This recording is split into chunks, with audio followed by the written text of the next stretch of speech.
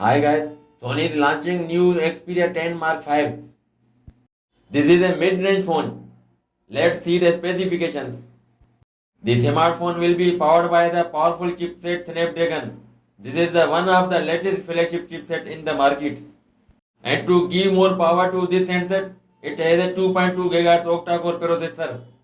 And also in this device, there is a powerful GPU Adreno. The handset has got an OLED touchscreen display and there is a big screen size of 6 inches and the resolution of 1080 by 2520 pixels. The battery of the phone is also a massive one. The smartphone is fueled with non-removable 5000 mAh battery to get enough backup time. The smartphone has got side-mounted fingerprint sensor to secure your data.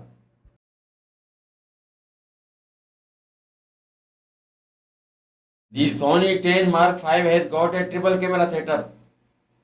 The smartphone with 6 GB of RAM and 128 GB internal storage, which is enough to store a huge amount of data for future use. The protection of the glass, there will be Corning Gorilla Glass Victus. That's all for now and thanks for watching.